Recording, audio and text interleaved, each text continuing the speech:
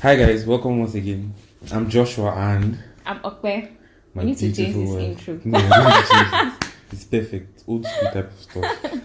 So today we'll be talking about myths in relationship. Myths that the world takes as truth of relationships, but what the Bible tells us actually debunks those myths. Yeah. So I think the first one is, what's the first one? The first one is the world says that testing sex, like you need to test sex before you get married to know if you are compatible. Actually, before I got married, I was abstaining from sex. Okay, that's the word it is. So I was celibate. Yes. So I remember meeting a guy. We started getting close, and he was like, that this is what I'm saying. I don't want to have sex. How will I know if I'm compatible? Who I'm getting married to? That just get married and discover sex is really terrible. And then I actually thought about it, and then I asked him. I was like, oh, okay. So what happens if we test to see if we are compatible and we're not compatible before marriage? So what happens? So we'll just part. And then we'll just have sex and then just part. Like, so it's like 2-0 for me. Exactly. Yeah, imagine I'm a virgin. I've been keeping myself and say, oh, okay, let's try this compatibility thing. Okay, I lost my virginity. We're not compatible. What did I gain? Waiting we gain. Nothing. Nothing. So. Anyway, that's actually true. That's just one side to it. Anyway. On my side, I've been sexually active before I gave my life to Christ. So understanding being sexually active and being celibate were two different things, and I can tell you, I'm not saying this because being celibate is actually better than having sex out of marriage. It's safer, your mind is more at peace, and you can achieve a lot more when you're not having sex. And being in a relationship and having sex, it kills trust. Trust me, it kills, because you'll be thinking, hope I'm doing good. What if I'm not doing good? What if he's getting it or she's getting it from somewhere else or something? That is not healthy at all. And a child can be introduced to it, and the devil will tempt you with abortion options and stuff. And you can get sexual transmitted disease, you can get AIDS, because you're not sure if your partner is being true to you, and that's not healthy at all. Compatibility in sex is something that is built over time. Now that I'm married and we're having sex now, I see that compatibility in sex takes time. Even if you have sex once, there's no way you know if you're compatible if you have sex once, because everybody is different, and the way everybody quote unquote likes it is different. So you might not actually learn how compatible you are if you have sex. You will not. You might not. If you have sex before you get married, or if you have sex once and say, okay, let's check if you are compatible and all of that. Like, it doesn't work that way. Having sex outside marriage, all the odds are against you. You see, you are tense, because this is not a safe environment. I don't really trust this person. I don't know if this person is doing this with someone else. I don't want someone to bump in. What if I get pregnant? What if I get a disease? So you have all these things going on in your head, and you're like, oh, maybe I'm not really meant to be doing this, and all that. There's that. And then all that, you're handling all that, and then you're having sex. So you don't even really, you can't even, I don't know. You can't enjoy it. That spoils it. It spoils it. Trust me, because I've had sex out of marriage, and I'm having sex when I'm married, and I was celibate before we got married. So now we're married and we're having sex. It's the most pure, most beautiful thing ever, because it's a safe place. I love her, and it makes us one. So it's a very beautiful thing. It's worth the wait. When you're dating, the devil tries to tell you that, oh, just have it. It's just having sex. It's nothing. You cannot wait. Oh, you can't wait. This, that. Don't ever listen. It's better to wait, because now that we're married and we're having sex is awesome, but it's not worth breaking a relationship, causing problems for a relationship, giving the devil a place to plant a seed of discord in your relationship, and rather than waiting, it's not worth it. Yeah, and sometimes the devil will try to lie to you. Oh, we're doing this in preparation for marriage. We're practicing how to have married already. Yeah, we're practicing how to have sex now, so that you don't need any practice. When you get married, you can have all the practice you want, and then sex gets better with time. So you get compatible with time. With time, I know what he likes more. I know where to touch. He knows where to touch. It just in a safe place. Yeah, in a safe place. So you sync better. It gets better in marriage. So mentally. emotionally, spiritually, you're safe. There's no need trying to be compatible. When you get married, in fact, if you read about sex, any man and woman can basically be compatible, and as long as God brought it together, you are compatible. So when it's time for you to have sex, you guys will have wonderful, amazing sex in marriage, and it only gets better. Yes. I mean, that's like what married people always say. It only gets better. Yes. So compatibility, nah. Using sex to check compatibility, nah. Out of the you need to be compatible in other ways.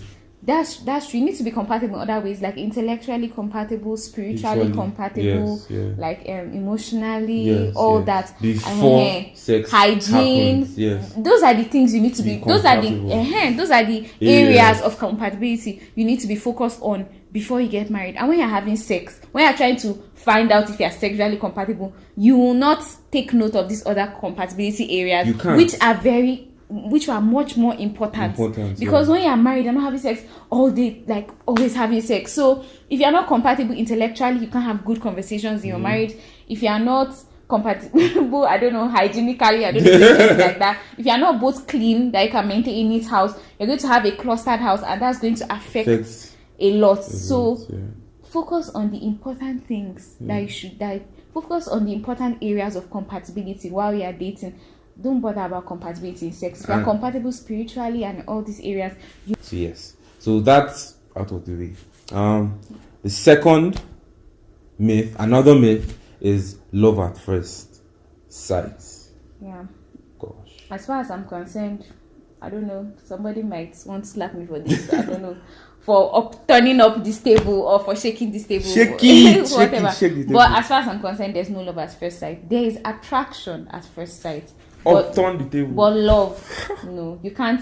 Love is such, like, if you say love at first sight, I feel like you don't understand what love is. Love is such a deep word. It's such a deep feeling and emotion, and does it happen as far instant? And we mean the romantic love here that leads to marriage, not the love that Christ has shown us that we as Christians show to others. Everybody, you understand? Because you can see somebody and see them in a tight situation and you feel love and compassion for them and help them. That's different. I mean romantic love that I just see this person and say, this is my soulmate. Yeah. Impossible. Actually, for me, I feel it's not possible because you can't know everything about a person by just looking at them. If you think about it, it should be actually lost at first sight. Because what do you know about the person? Just what you're seeing. Or what the person is doing. Or what the person is wearing. Or what the person has. And then that compounds you to think, okay, I love this person. And that's not true. That's actually lost. Because to love someone, you need to know who the person is. The person's strengths. The person's weaknesses. And then choose to love the person regardless of their weaknesses or their strengths. Yeah. So on days where they don't show you their strengths, you still love the person because you choose to love the person the way they are, not trying to change them. If you say love at first sight, you're trying to project an image that you have in your head on somebody, and that's not love. Yeah, you know, as Christians, we're led by the Holy Spirit. So you can meet somebody for the first time and you can have a strong feeling about that person. You can actually feel like maybe this is the person I'm going to get married to. But you can't be 100% sure in a day. As you get to know that person, you know that, okay, I truly love this person and this is the person I want to get married to. So I don't think as Christians we're moving with the love at first sight. When I'm looking to get married, you get to know the person. Yes, you can be attracted to someone at first sight. Immediately I saw him, I was attracted to him. Like, oh, this guy is tall, he's handsome, and that was my thought. But that did not make me, that did not make him just go one knee, or that did not make me propose to him immediately because of all that. So love, solid love, it takes time. It takes time to grow. Truly true. And you can't actually know someone in one day. But as Christians, we have to be really honest. And the way the world sees it, that, okay, I want this person to suffer before they get to know me. I want this person to put in the work before they get to know me. As Christians, you're honest. When you're trying to get to know each other, it doesn't take that long, because the Bible already defines who we are. The Bible already defines who, not the world, not what they call all those things, the stars, astrology or zodiac signs. They don't define who you are. It's the Bible that defines who we are. So once you meet someone that is a Christian, you should already know what the person can do, what the person cannot do, based on what the Bible says. So it's easier to know someone who is a true Christian because the Bible defines who they are. And then you can get to know the person in other ways. That's like what they like, what they do not like, what they enjoy as hobbies and stuff like that. So getting to know someone is actually a process, and it also has to do with trust. The more the person trusts you, the more the person, and trust is not built in a day. Rome wasn't built in a day. Trust cannot be built in a day. Trust is over time. Yeah. So as Christians, we need to take time to know someone. We need to take time to understand who the person is. And it's easier for Christians because you're honest with each other. So love at first sight, no, out of the way. Debunked. The third myth, another myth, is keep your relationship secret from your family until you're ready for marriage, which it is not helpful to you at all. It's not helpful to you at all. Your family are people who know you well enough to be able to see someone and know if this person is good for you, if this person is compatible with you or not. Mostly our parents, this adage that said what a parent will see sitting down, a child that climbs a big tree will not be able to see. It's actually true. I've heard of real life situations where the parent says no, not because of any ethnic or tribal difference or anything like that, just because the parent senses something that is not right and sees something that has solid reasons and gives reasons, and the person is just abrasive about the whole thing, and it actually turns out to be a very awful marriage.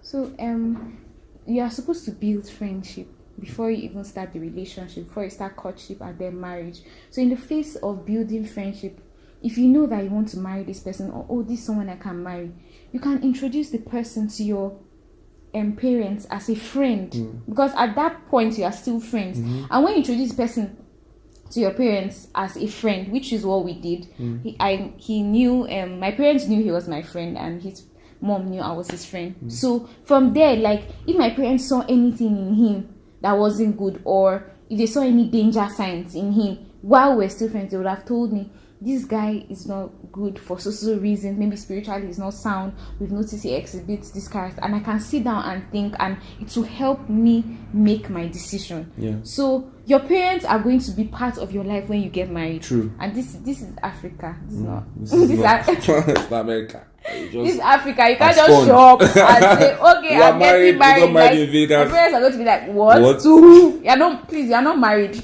Take off those rings. And true, your parents, especially prayerful parents, can help you on decision making, because maybe you're in a relationship and some things your partner is exhibiting you're not seeing because you're blinded by emotions.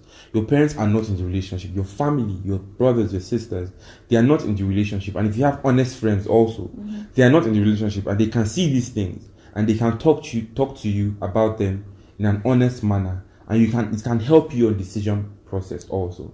So it's good to have prayerful friends, prayerful parents, prayerful family that can help you, because if you're in an emotionally blockade, if you're blocked from saying things, God can talk to your family, because if God is trying to talk to you, trying to reach you, and your emotions are not allowing him even reach to you or hear him, he can talk to your family, he can talk to your mother, talk to your sister, talk to your friend, and they can talk to you. God can use them as a mouthpiece to save you from danger. You do not want to get married to the wrong person. That is prison for life. Honestly. Thank you so much for watching. We'll talk about more myths later on. Remember to subscribe, hit the red button and subscribe down below. Thank you so much, and God bless you. Hope you have a wonderful relationship. We love you guys. Thank you. Bye.